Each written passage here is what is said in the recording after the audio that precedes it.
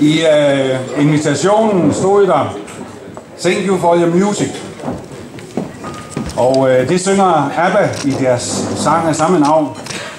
Og det er netop det, vi siger til dig i dag, nemlig tak for musikken.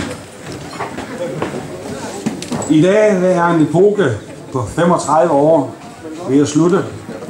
En epoke fyldt med musikalske indtryk og oplevelser, som vi nok alle ser tilbage på med stor glæde og ikke mindst et smil på læben. Musik er livsglæde og følelser. Musik udvider vores horisont og åbner op for vores minder. Og musik gør os til dem, vi er hver især. Mere præcis kan det jo næsten ikke siges, når vi skal prøve at forklare, hvad musik betyder for Nordfyns Musikskole, og hvad musikken gør for alle, der har haft deres gang på skolen. Det har stor betydning for Nordfyns Kommune, og det skal du have mange tak for.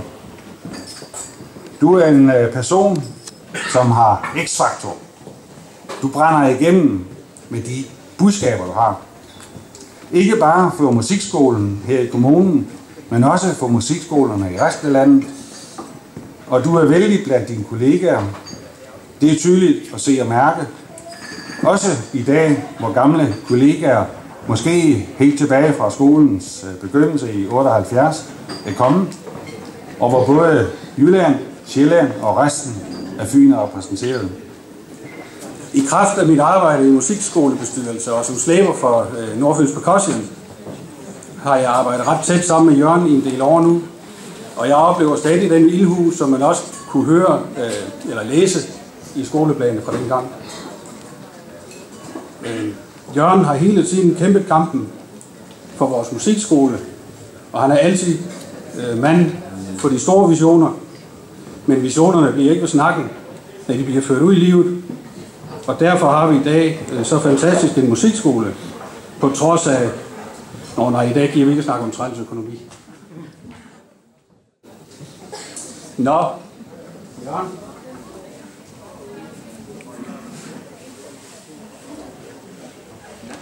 Nu skal du så ikke længere være leder, men det kan jo være, at du kan få lov at blive chef derhjemme, om ikke andet, så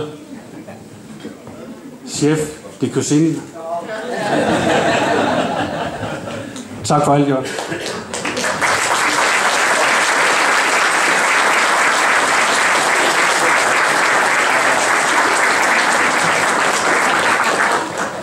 Kære Jørgen, for 15 år siden, der sendte jeg en uopfordret ansøgning til alle musikskoler på Fyn. Og jeg var ved at afslutte min AM-uddannelse på konservatoriet i Aarhus og skulle flytte til Fyn, og jeg havde bestemt ikke regnet med noget. Men ikke lang tid efter sad jeg pludselig til ansættelsessamtale i Søndersø Musikskole hos en meget engageret mand, som mindst af alt lignede det, som jeg forestillede mig en leder lignede. Han sad der med sin sweatshirt og sit store krøllede hår. Men Jørgen, du troede på mig. Du regnede med mig. Ja, det har du faktisk altid gjort. Og jeg tror faktisk aldrig nogensinde, du så det eksamensbevis, jeg fik nogle måneder senere. Det, at du troede og tror på mig, har betydet alt. Jeg har fået lov til at udvikle mig i musikskolen, og har altid fået et ja, hvis jeg fik lyst til at prøve noget nyt. Også selv om det betød, at jeg skulle have overlov for musikskolen for at studere videre. Den evne til at se muligheder, hvor mange vil give op, den har du. Og det har været meget inspirerende for mig. Den vil jeg tage med mig fremover, sammen med de mange diagrammer, skemaer og kasser, som du har tegnet til mig gennem de sidste 15 år. Jeg vil komme til at savne dig. Held og lykke fremover.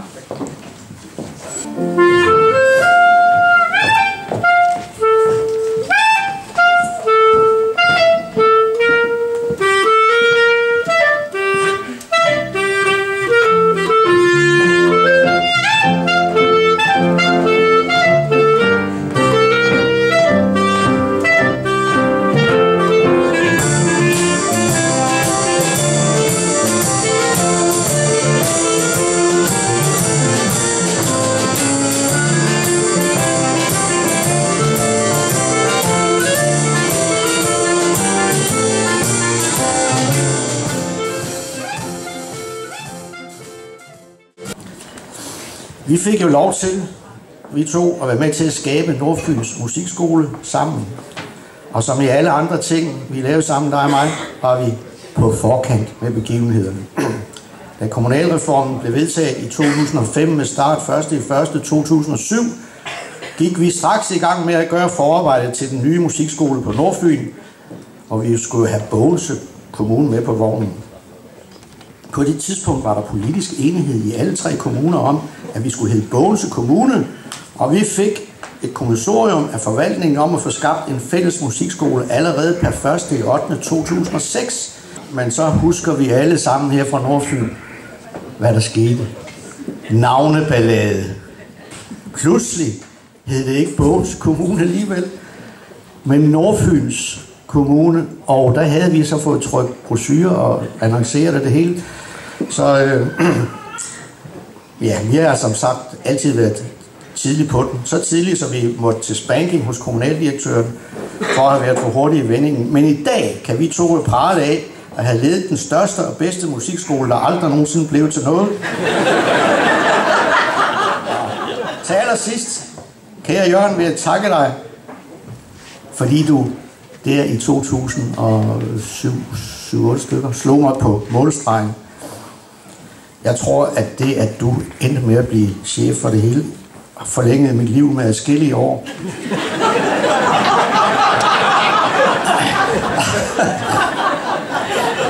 Men så skal det siges, for vores samarbejde betød det heldigvis ikke særlig meget, hvilken titel vi havde, nogen af os. Vi har altid respekteret hinandens forskellighed, og vi fik 1,5 år sammen, hvor vi skabte grundlaget for stadig at være en af Fyns bedste musikskoler. Tak for din loyalitet over for mig personligt, og tak for den inspiration, du har givet mig personligt, og tak på musikskolebevægelsens vegne for dit kæmpe arbejde gennem alle årene. Det er en ildsjæl, der i dag stopper sit virke i Nordfyns Kommune. Ildsjæl er det første ord, der falder mig ind, når jeg tænker på Jørgen, men tilfældigvis også mange andre ord, der begynder med I. Initiativtager, idérig, ihærdig, idealist, inspirator og igangsætter. Som en af de få, der har fulgt musikskolens grundlæggelse og udvikling, både fra lokal samfundets side, og som en af de første lærere på musikskolen, og som lærer på konservatoriet, der er jeg fuld af beundring for det store arbejde, som Jørgen har gjort for musikskolen.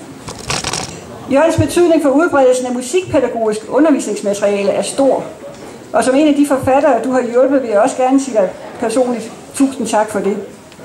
Uden dig havde jeg ikke fået udgivet for eksempel musikkens grundbegreber, som anvendes på stort set alle landets MGK, og som er et slags spilleled mellem musikskole og konservatorieniveau. At du har overkommet alt dette i årenes løb er prisværdigt, men også næsten ufatteligt. Du er ikke bleg for at tage natten til hjælp i dit arbejde, og en arbejdsdag på op til 19 timer er ikke usædvanligt for dig. Trods en konstant og stor arbejdsindsats, der er du altid venlig, imødekommende og tålmodig. In einem Bächlein helle, das schoss in froher Eil, die launische Forelle vorüber wie ein Pfeil.